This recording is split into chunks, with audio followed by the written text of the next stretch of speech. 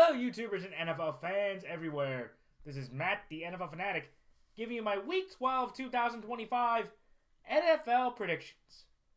Well, for the Fanatic this week, it was a great week. After the past several weeks of just having around mid-records for both my against the spread and straight-up predictions, I had a fantastic week this week.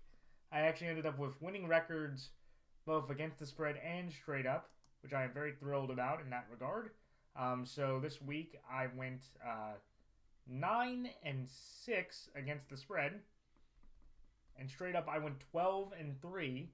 That equals 60% against the spread. First winning week in a very long time since I've over the last several weeks that I've been doing this. And straight up, that is 80%. Double-digit week, fantastic week.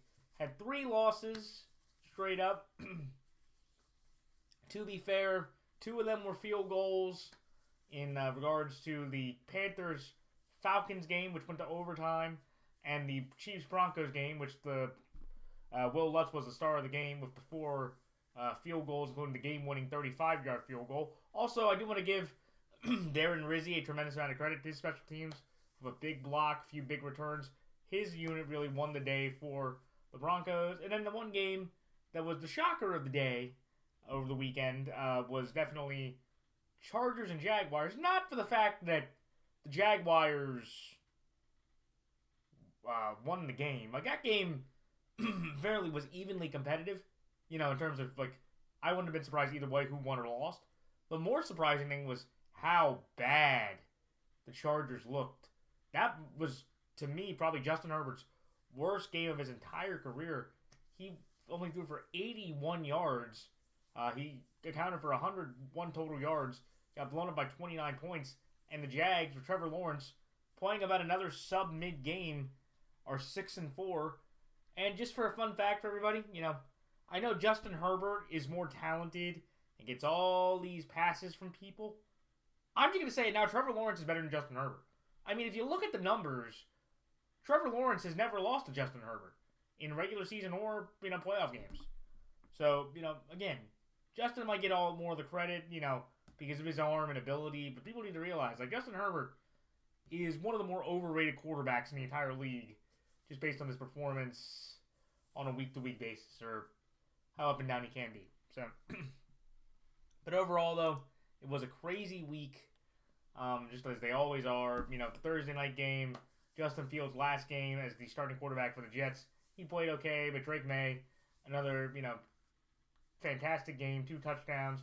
Trayvon Henderson broke out with 3 big touchdowns. And the Pats can ride their 8-game winning streak, just like the Broncos ride their 8-game winning streak. You look at the Ravens gritting out a win against the Browns in a rough AFC North battle. That was probably Lamar Jackson's worst game of the year and one of his worst games in a very long time. That was a awkward doozy. Washington, Miami. If you watch it internationally, that was, you know, that was a negative, and a negative is a positive. Both teams are really bad. They weren't great. But when you watch bad football, 2 bads do equal a positive. So it was a close game, though. I wanted to yell and almost want to, you know, shake and punch Dan Quinn and Mike McDaniel for completely ignoring the concept of field goals in situations. Like, and again, like, this wasn't like you were trying to beat the best team in the league. You were playing each other on an even field. Kicking field goals was probably going to be fine.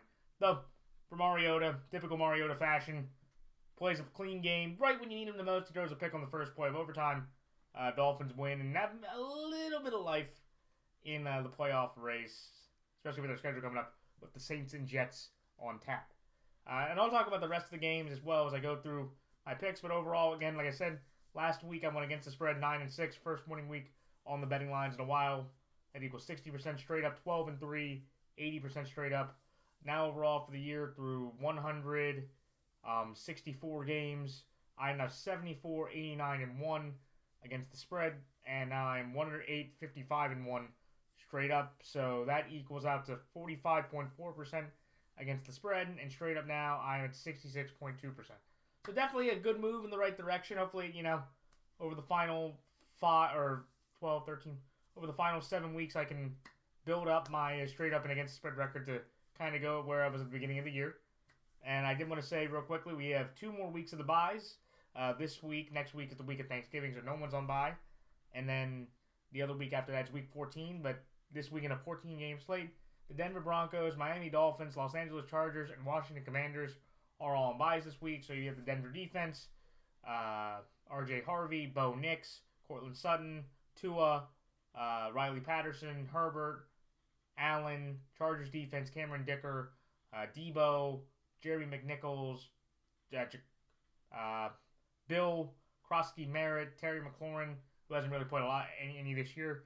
If you have any of those players, bench them because they will not be playing this week. So, time for my picks. So on Thursday, when the 7-3 Buffalo Bills travel to Houston to take on the 5-5 Houston Texans, the Buffalo Bills are 5.5-point favorites in this game. Give me Buffalo here, -5.5, and Buffalo straight up. Then the next game on Sunday, when the 6-4 Pittsburgh Steelers travel to Chicago to take on the 7-3 Chicago Bears. The Chicago Bears are 3-point favorites in this game. Give me Chicago here, -3, and Chicago straight up. Then the next game, when the 9-2 New England Patriots travel to Cincinnati to take on the 3-7 Cincinnati Bengals. The New England Patriots are 7.5-point favorites in this game. Give me New England here, -7.5, and New England straight up. Then the next game, when the 2-9 New York Giants travel to Detroit to take on the 6-4 Detroit Lions. Detroit Lions are 10.5-point favorites in this game. Give me the New York Giants here, +10.5 to cover, but I will take the Detroit Lions straight up.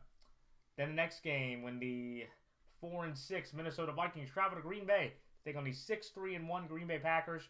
The Green Bay Packers are 6.5-point favorites in this game. Give me Green Bay here, -6.5, and Green Bay straight up. Then the next game, when the 7-3 Seattle Seahawks travel to Tennessee to take on the 1-9 Tennessee Titans. The Seattle Seahawks are 13-point favorites in this game. Give me Seattle here, -13. I know it's a very significant spread. It's rare for me to take a big margin like this, but when you look at the ability and just position of both teams, this pick here seems fairly easy. So I'm going to take Seattle here, -13, and Seattle straight up. Then the next game, one of the games of the weekend, when the 8-2 Indianapolis Colts go to Kansas City. They're going to be 5-5 Kansas City Chiefs. The Kansas City Chiefs are 3-point favorites in this game. You guys can chastise me or get on me for this one. I am going to hedge this one because as much as I think the Colts have been better, their offense has been better, their defense has been better, their running game has been fantastic, and the Chiefs are, last year they were 11-0 or 14-0 in one-score games. This year they're 0-5, and that essentially is the difference in them being near the top of the AFC and what positions them right now to be 9th. And I think the Colts are confident enough. They could lose to Jacksonville. They could lose to Denver. They could lose to all these teams. Indianapolis is right in that realm this year, that kind of quality team. But I just cannot trust myself yet to take Mahomes to take Daniel Jones in this spot. I did it a couple weeks ago in Pittsburgh. Kansas City's more desperate, just better. So I'm going to take Kansas City here to win straight up, but I'm going to take Indianapolis +3 because of how Kansas City's been playing. I wouldn't be surprised, and I will hedge that bet there. Then the next game, when the 2-8 New York Jets travel to Baltimore to take on the 5-5 Baltimore Ravens. The Baltimore Ravens are 14-point favorites in this game.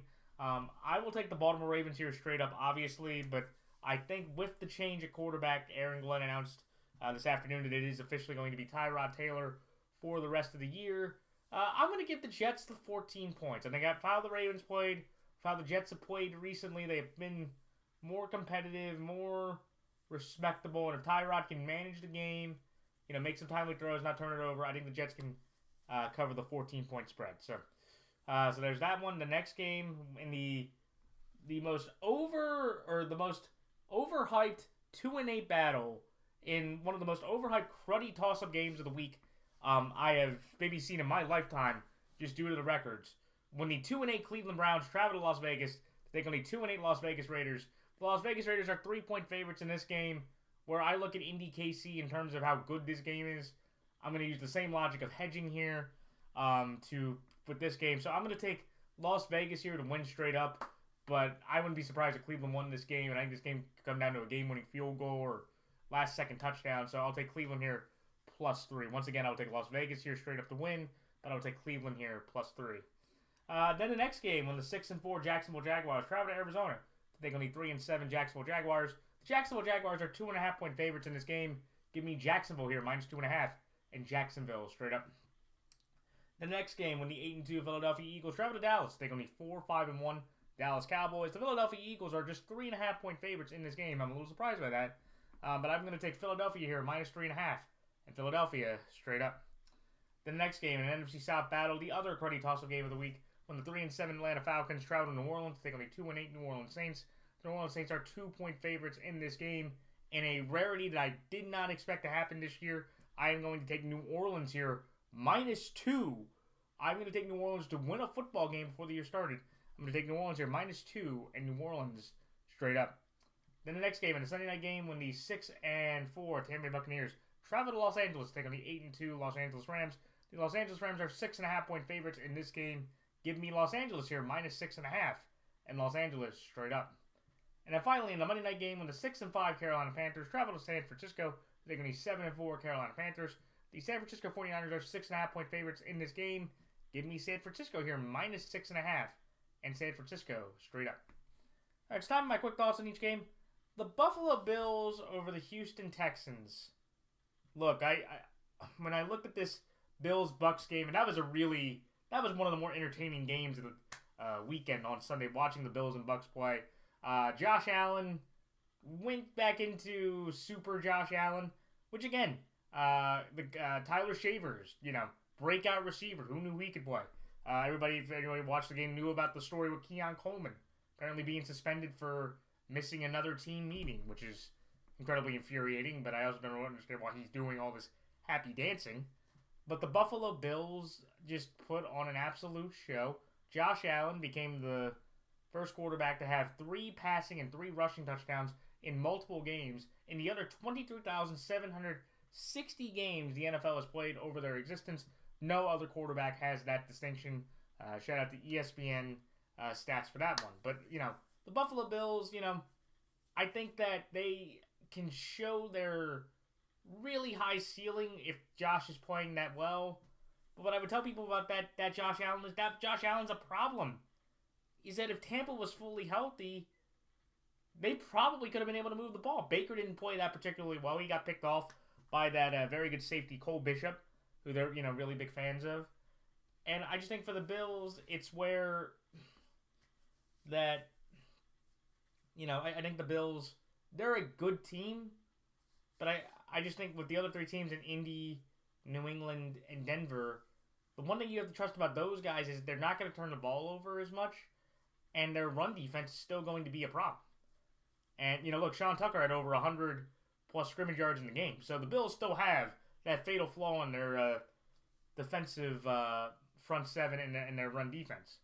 But it was just because Baker didn't have that great of a game. He had a couple of turnovers late himself that the Bills were able to put up over 40 points. They are definitely not going to do that this weekend against the Houston Texans, who have the number 1 defense in terms of total defense and number 1 defense in yards.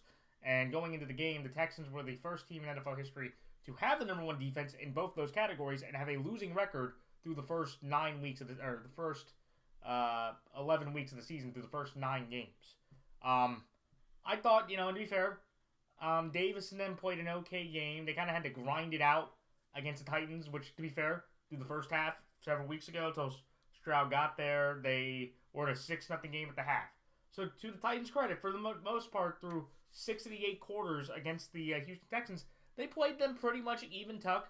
It just sucks that the Titans' offense is so inept with the lack of weapons they have. Also shout out to Calvin Ridley. He did fracture his fibula, so he's now out for the year. So expect guys like Van Jefferson, Alec Olmeyer, Cam DK, and Gunnar Helm to have more of an opportunity with the Calvin Ridley injury occurring. So best wishes to him. But that's really why I'm taking the Bills here, is because Davis Mills, where he's been admirable and won both games they expected him to start, he's still Davis Mills. And I just think with the Bills and their confidence, it's a short week. They've already ruled out a couple other receivers, but I think Josh Allen, look, he's motivated from the last time he played Buffalo. last year, where they basically pantsed him. I think they beat him by 21, and he only completed like 10 of 30 passes. Like, he had an absolutely brutal game. And to be fair, that Houston defense probably could set up that same situation again. But I'm going to take Buffalo in this game just because I feel like, again, Buffalo doesn't really have to worry about the offensive weapons that much. They don't really have to worry about the offensive weapons in the grand scheme of things there. And I just think Buffalo can kind of grind out enough points against Houston's defense that they can win this game. Just because I think with Josh Allen, with his legs, with his arm, with the weapons he has coming in a short week, I think the Bills just have a bit more firepower and will to keep playing. And I just don't think Davis Mills, for as decently or as managerly as he's played, he hasn't played this Bills team going up against Josh Allen. I think Stroud could have made a little bit more of a game. I still would have taken Buffalo. But if Stroud was playing, I might have taken Houston with Buffalo to win, but Houston with the points. But Davis Mills, like, it's been admirable. It's been solid, but I just don't think you can pull off 3 straight wins to get above 500 going against that Bills team with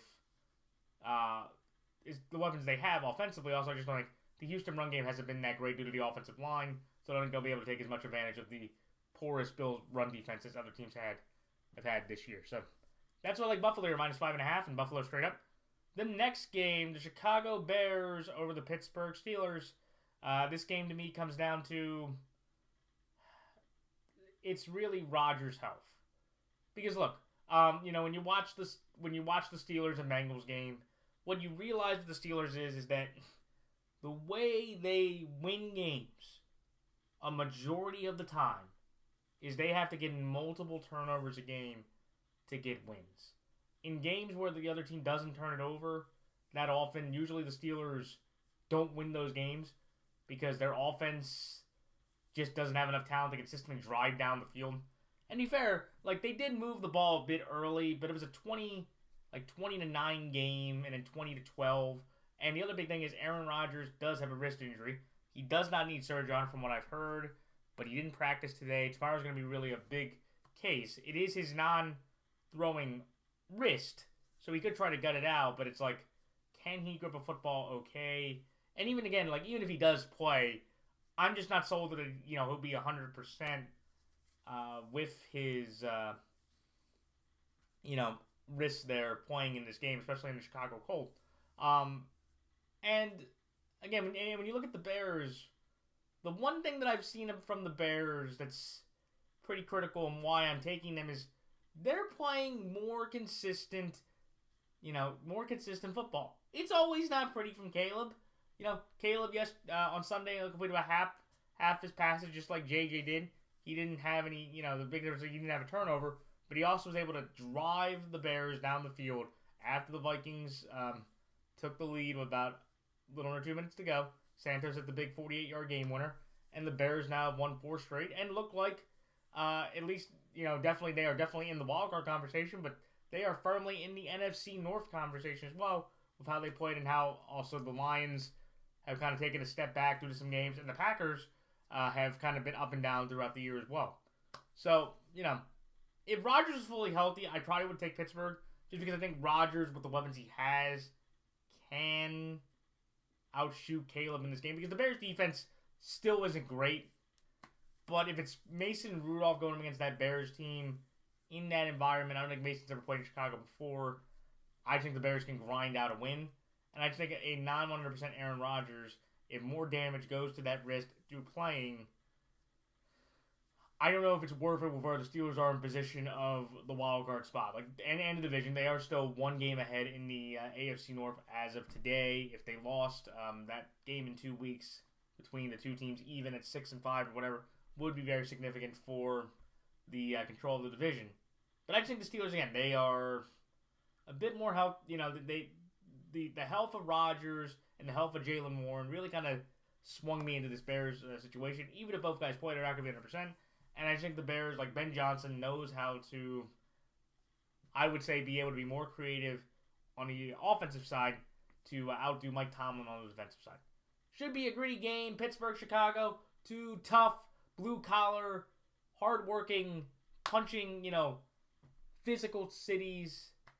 But unfortunately for them, it comes down to the quarterback, and I just don't think 100% Aaron Rodgers going into that Soldier Bear Field, where I know he does own the Bears. Like, I know he's 19-5 or 24-5 record against the Bears. So I know that Aaron Rodgers has owned the Bears for several years, if not his entire career.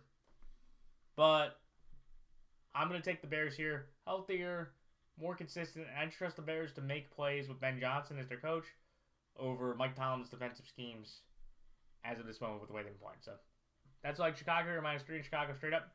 The next game, the New England Patriots over the Cincinnati Bengals. To me, this game comes down to where the Bengals, the injuries have mounted up significantly. They didn't have Trey Hendrickson. They might not have Trey Hendrickson this week. And then the other big story that's happened this week is All-Pro, best receiver in the league, Jamar Chase, has been suspended for this game. So that, due to him spitting, this is the second spitting incident we've seen in the NFL this year. The first one being with Jalen Carter and Dak.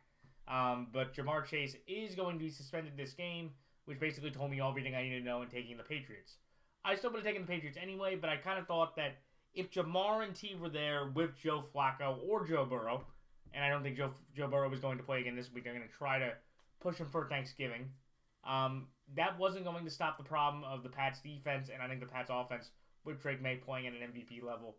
He's been sensational and consistent, and I think the Pats could outshoot the Bengals just like the Bears did, and just like sadly the Jets did. But the big story that I wanted to mention here, because look, New England, best team in the AFC in my opinion, running on all cylinders, defense has played fantastic. Mike Vrabel, definitely in the Coach of the Year conversation. The bigger thing I wanted to just mention very quickly is Cincinnati. Ladies and gentlemen, the Cincinnati Bengals need to shut Joe Burrow down. Because if the Bengals lose, if or when the Bengals lose, they will be 3-8 for the second consecutive year. And I know what Bengal fans are going to say. Hey, last year we won 6 games in a row. And we barely missed the playoffs because the Broncos, because the Chiefs decided to lay an egg against the Broncos. And yes, where that is all true, this time around, you play the Ravens and the Bills the next 2 weeks after this. So, the Bengals are not going to win 6 straight games this time. I feel very confident in that. Even if Joe Burrow is playing. Because the offense, up until last week, is not the problem. The Bengals offense is not the problem. It's their defense. They also just lost Cam Taylor-Britt for the year. Zach Taylor is a terrible head coach. And after he got the pass through Joe Burrow last year, this man deserves to be fired for this ineptitude that Cincinnati is keeping.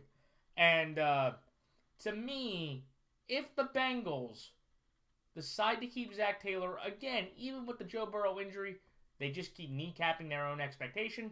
And also, I just want to say, what does Mike Brown and Duke Tobin, what does Mike Brown love about keeping coaches that have overstayed their welcome? He did that with the last guy, Mr. Marvin Lewis. Is Zach Taylor going to become the white Marvin Lewis of hey, he has all these injuries. We're Cincinnati. We're cheap.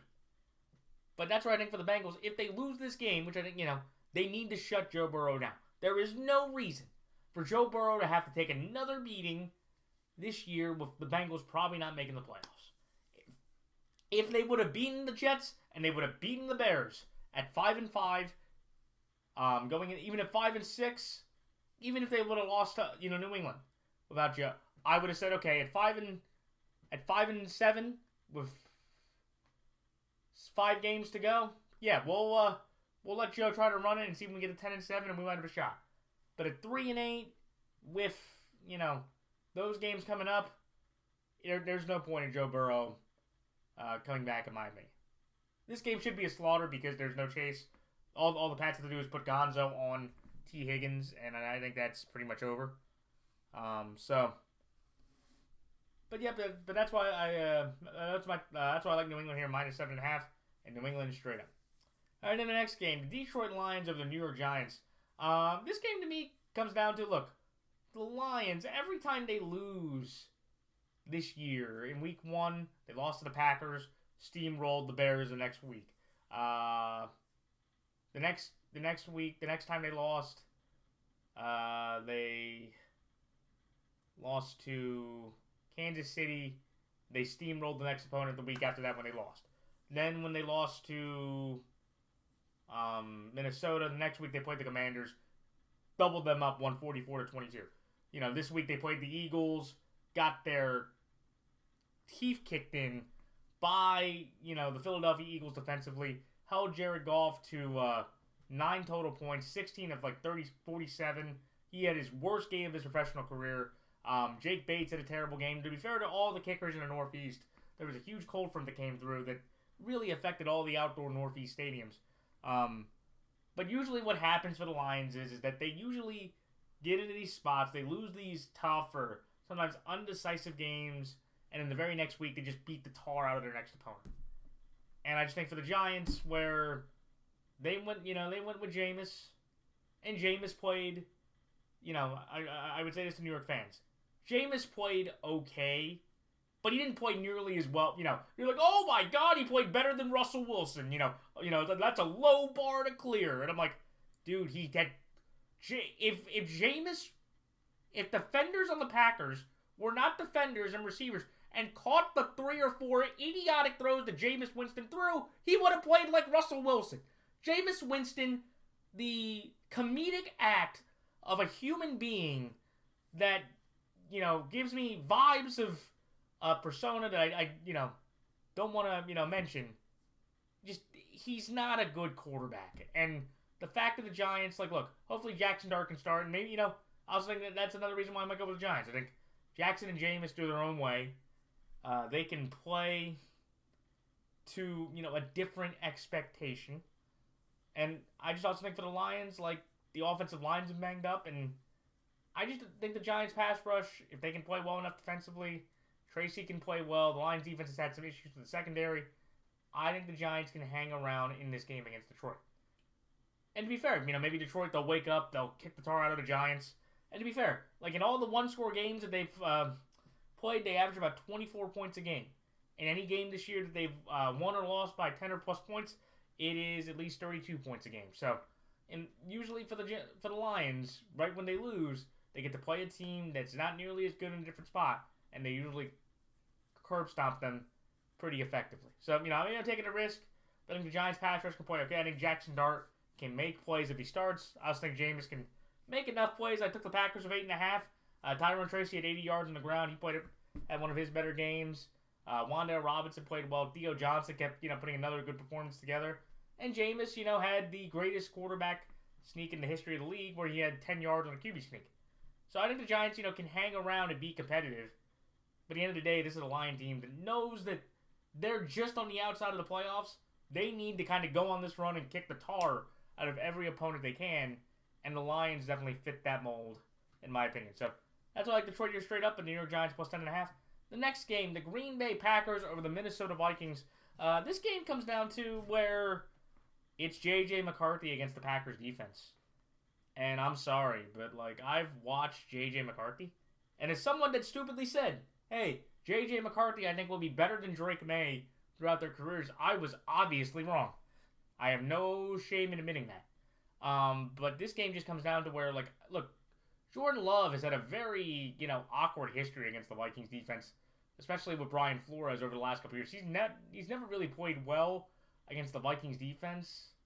But if you're telling me what talent, even though I know Jacobs may not play, he left the game last week with knee injury, so that is something to watch from a just game perspective and a fantasy perspective.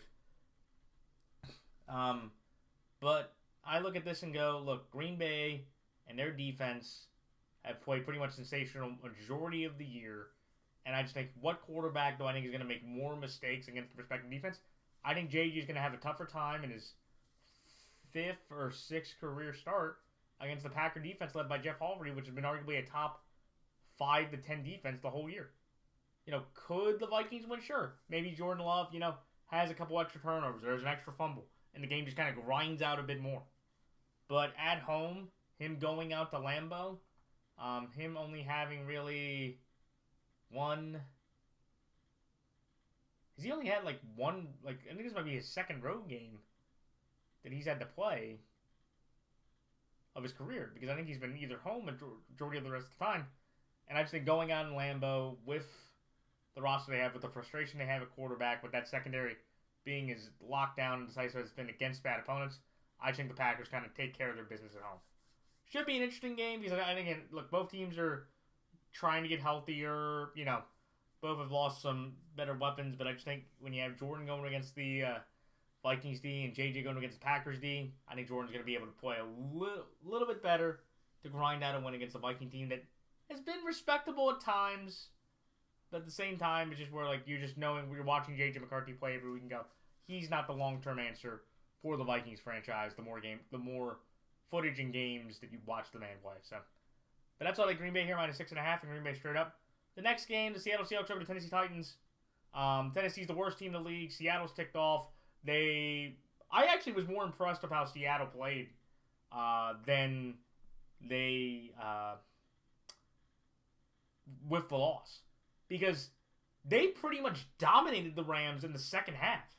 I don't even think the Rams in the second half of the game didn't get past midfield. If Sam Darnold doesn't go back to Ghostbuster Sam and have a Sam Darnold Jet-esque game with 4 turnovers, the Seahawks probably win that game by 7, even 10 points. And I just think, for that team, knowing how good they were or how close they were, even through all Sam Darnold's terrible play, now the Seahawks get to go across country to the East Coast. They've been pretty dominant on the East Coast over the last several years under Mike McDonald and Pete Carroll, and just get to beat the absolute living stuffing, use a holiday reference for Thanksgiving, the absolute living stuffing out of the Tennessee Titans. So again, to be fair, they played a respectable game. Shout out to Calvin, but this matchup, and this is why I think it's, the 13 points is pretty easy for me. Tennessee's just been awful. And Seattle, look, Sam's been rolling against very good teams. 5-0, pretty much a 120-plus quarterback rating, been dominant. And I think the Titans, they just don't stand any chance. This is an angry Seahawks team that knew they still could have beat the Rams with as bad and turnover-prone days they had last Sunday. They just get to go out to Tennessee now and just take it out on the Titans. So, this game, if you're still in a survivor pool, kudos to you for lasting through 11 weeks. But this is the one pick I would make it survivor. I have 99.99% chance that Seattle goes in Tennessee and just beats the ever-living tar out of Titans. So, that's Seattle -13 and Seattle straight up. The next game, the Kansas City Chiefs over the Indianapolis Colts. This one to me comes down to that at the end of the day, the Colts are objectively the better defensive team. They got Tre'Davious Ward back to practice. They have Sauce Gardner. They're coming off a bye. Jonathan Taylor's leading the league in rush. Everything that you have watched this year, statistically, offensively, defensively, quarterback play, just everything would tell you the Colts should win this game. Because, again, the Chiefs, they cannot find ways to close one-score games. But the reason why I am taking the Chiefs comes down to one reason. When everybody thought the Colts were rolling against decent competition, Daniel Jones proceeded to have a 5-turnover game with fumbles and picks that let the Steelers win an ugly one-score game in a big moment when they needed a spot. Very much like Sam did against the Rams last week. In this spot, knowing how desperate the Chiefs are, knowing that they're probably not going to win the division for the first time in about a decade. Very surprising. Probably shout out to Denver. Job well done in winning the AFC West, in my opinion, with how this is going.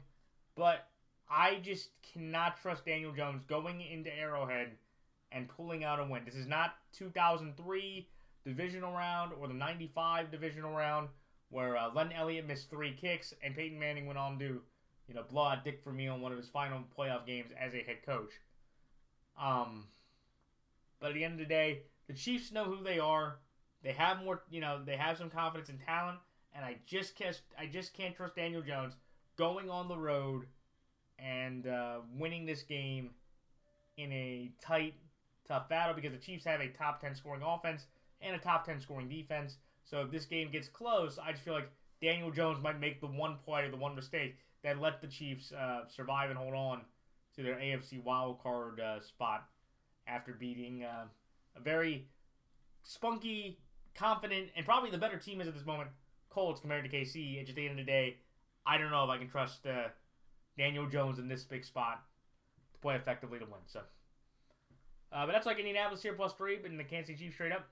The next game, the Baltimore Ravens over the New York Jets. The Ravens, again, 4 straight wins for the Ravens. They had 3 straight home games. Then they had 3 straight road games. And now, once again, we have 3 straight home games. So the Ravens keep rolling. The Ravens defense has played better. Lamar Jackson, though, did have his worst game of his career, or one of the worst games of his career, but he was still able to win. Derrick Henry got another big rushing touchdown. He ran for about another 70, 90 yards. I still think we need to give Derrick Henry the ball more, because I think he's just that effective, and he's a volume-based runner.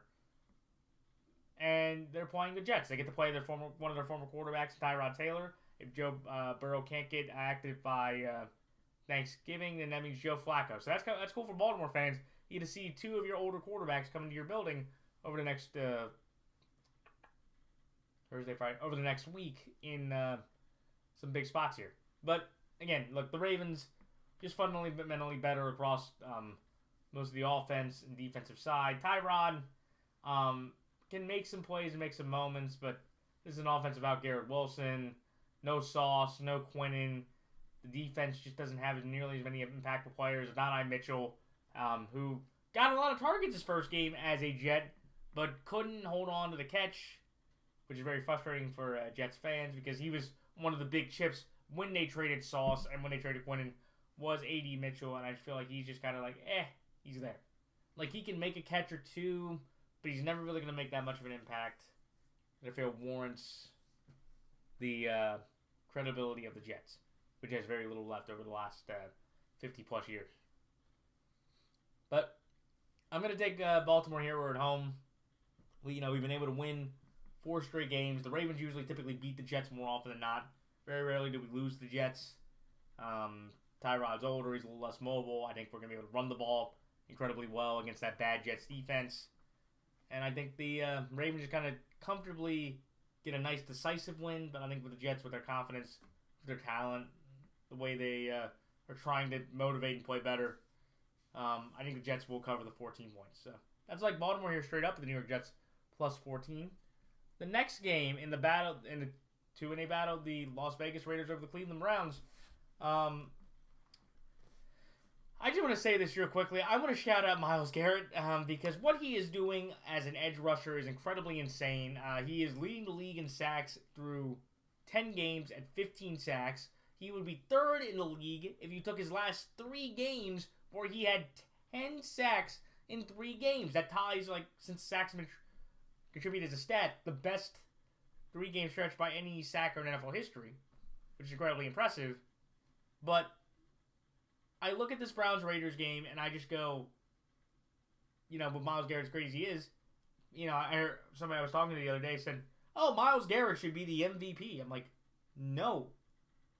Myles Garrett is going to win the Defensive Player of the Year. That's probably an insane bet that you don't want to take at this point, because it's clear and obvious how good Myles Garrett is on the defensive side of the ball.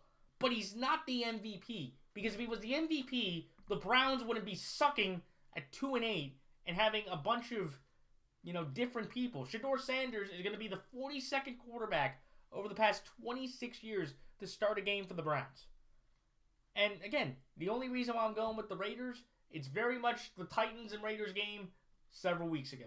Where, look, do I think the Browns maybe have better talent and a better construction of roster than the Raiders do? Absolutely. Aston Genty, can't get carries. Chip Kelly, getting paid $6 million a year, tax-free since he's in Las Vegas, has the worst offense in the league. Like, Chip Kelly, the overrated moron that he is, did a real bad solid. He took that tax-free money going, oh yeah, I might get fired next year. Because we got 72-year-old Pete Carroll looking like 73-year-old Bill Belichick.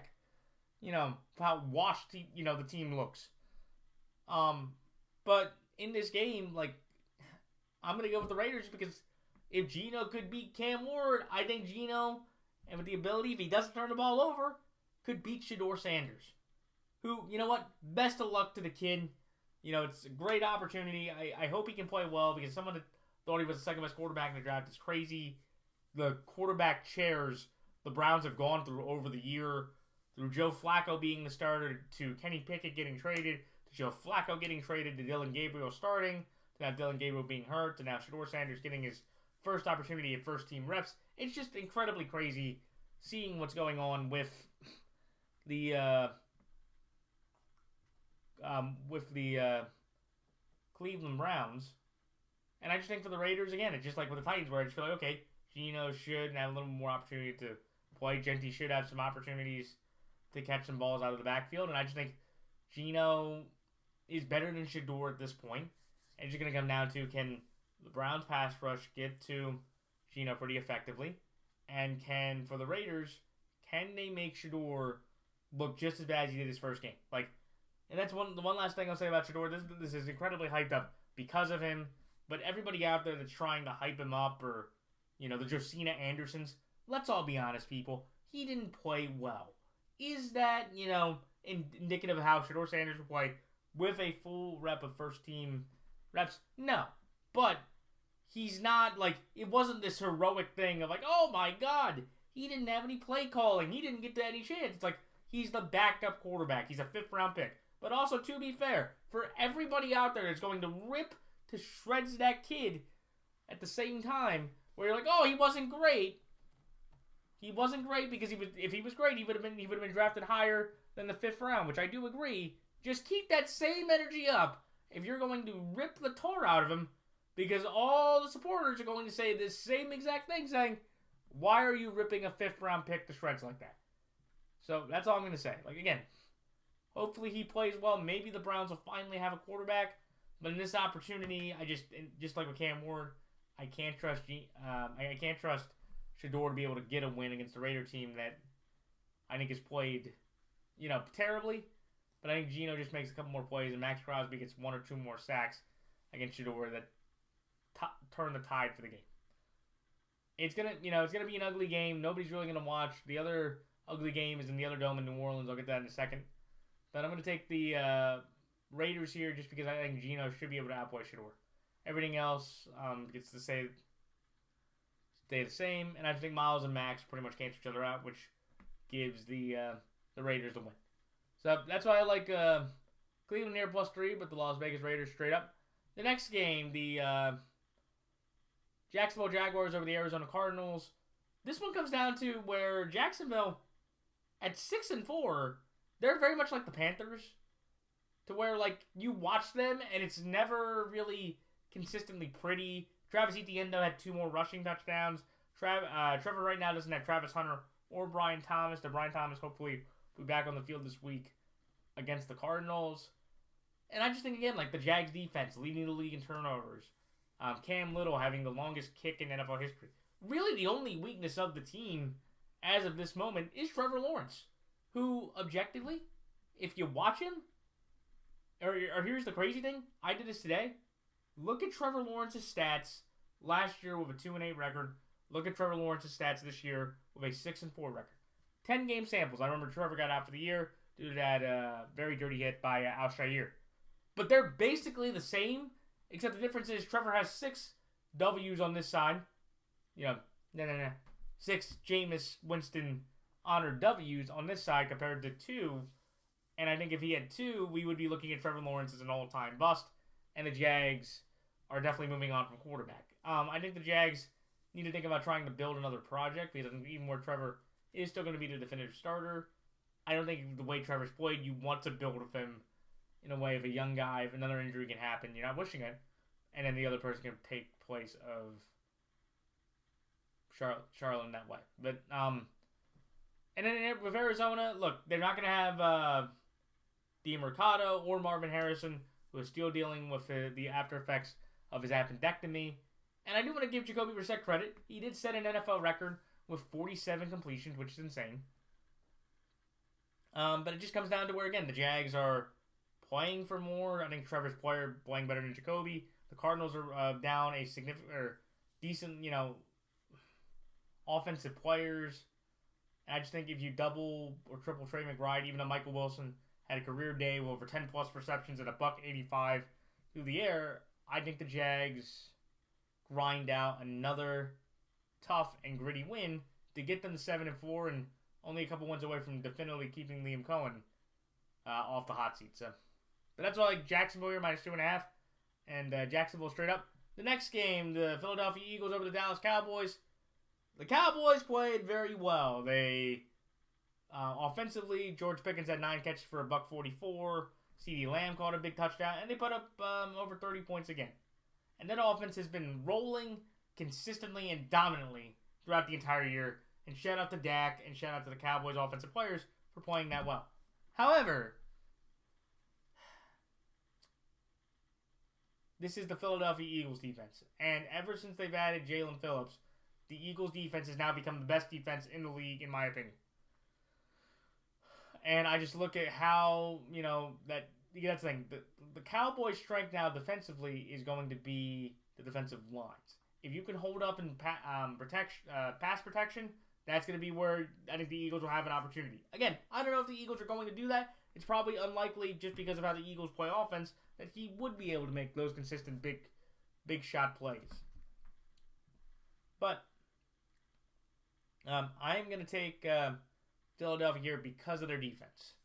Like the Philadelphia offense, it's definitely a sludge. It's definitely not, ideal. It's ugly. It can be archaic. Though kudos to A.J. Brown for getting 7 receptions, though he, I believe, only had 49 yards. So he didn't make nearly as much an impact as he would like. But I just think, again, when the Eagles play the Cowboys in their current roster, I think Jalen's legs will be the difference once again. And I just trust the Eagles in this spot on the road where a lot of Eagle fans are going to come down to Dallas to fundamentally play a better game against the Cowboy team that people feel confident in, but I just think it's more fool's gold of how bad they have been so far. So, but that's like Philadelphia minus 3.5. Philadelphia straight up. The next game, New Orleans Saints over the Atlanta Falcons. This game comes down to where the Saints have been pretty spunky throughout the year. Like Tyler Shugg, in the last game he played, he went down to Carolina and beat a division rival and played well. I think the Saints' run game has gotten a little better, and I just feel like the Saints know where they're going and they're spunky. The Falcons, after hearing the very sad news about Drake London, who has a sprained PCL and is out for at least this week, Falcons quarterback Michael Penix has suffered a partially torn ACL and to say that he will be out of action through at least early September at the earliest for his opportunity. And I just think of the Falcons, without those two guys, of how they're feeling with how sad it's been, I think the Saints at home kind of carry that home field advantage and grind out a win. Would I be surprised if Atlanta won? I'd be a little, just because I feel like, plugging in all the technology might be a bit of a hassle there. But when you look at the Falcons and Saints, it's like the Saints are healthier, better coached, and in a position to try to see if they can keep Tyler Shugg afloat, to say that maybe he wouldn't be the definitive starter, but he would be on the roster competing for the starting job with this game. So, should be a other interesting game. This one isn't nearly as fun just because there's not nearly much star power. But these two games have a lot of positive potential to watch, even with their negative record. So, that's why I like New Orleans here, -2, and New Orleans straight up. Then the final two games, the Los Angeles Rams over the Tampa Bay Buccaneers. This game to me comes down to the LA Rams are just healthier. Matt Stafford's the MVP. 4 big turnovers on Sam Darnold. Another 2 touchdowns, no picks. Stafford hasn't thrown a pick since week 3. Kyron Williams has run the ball tremendously. And Tampa, I just feel like they are just too bogged down by injuries. That if Tampa Bay was fully healthy, I believe they would be competing with the Seahawks, the Eagles, and the Rams for top of the NFC. But just due to the injuries to Godwin, Rashad White, Kate Otten, I think, is still down. Like, all these talented Tampa Bay players aren't there. And I just think it's really disappointing, because if they were there, they could have played everybody and anybody and possibly beat them. And look, I know it's a Rams stadium, so it's going to be probably more Bucks fans than Rams fans. But I just think at the end of the day, the Rams have the remote start to the car. They are going to, kind of dominate and control with their defense.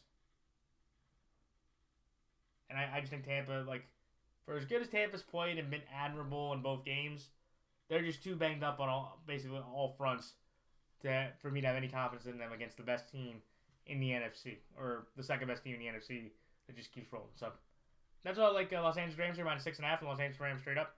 And lastly, the San Francisco 49ers of the Carolina Panthers. I think the Niners have a better core. It just comes down to two key things: home field, or better quarterback, and better coach. Those three things: home field, better quarterback, better coach. Panthers and Niners rosters at this moment, kind of about even. Ted, Kittle, young first-round picks, other second-round picks, Chuba, and Rico against Christian. I can say overall for the year for both of them was about even. But I just look at the 49ers and go, at the end of the day, in these games where the Panthers are spunky and they're only half a game out of the NFC South, you just have to look at who's the better coach and the better quarterback. And to me, that goes to Brock Purdy and Kyle Shanahan. But I'd be surprised if Carolina won. Not at all, because I think Carolina is very much like the Jaguars, to where they should get a lot of credit for how spunky they've been throughout the year to be in position to have a winning record through all the injuries or the unfortunate luck throughout the year. But I'm going to take San Francisco. They're at home. They are a bit healthier in some ways, and I just think Brock Purdy outplays Bryce in a very kind of significant wild card game for both teams. If you think if the Panthers can win this one, then you now have an opportunity to make a playoff run for that last spot in the NFC. So that's like San Francisco minus 6.5, and San Francisco straight up. So that is it. So those are my picks for this week. Like, comment, rate, and subscribe. Please check out the NFL YouTube Prognosticators page to see other great guys and gals like Half Moon's Picks, Geo Knows, the MJ Takes, Sports Fan Entertainment, Billy B. Check out those prognosticators as well. And I did want to say very quickly, the video for the week of Thanksgiving will come out this coming Tuesday, November 25th. That's where I will give my entire week 13 prediction slate. So good luck to all players, coaches, teams, fantasy players, and fellow prognosticators. And until next week, this is Matthew Novak signing off. Until then, everyone, so long.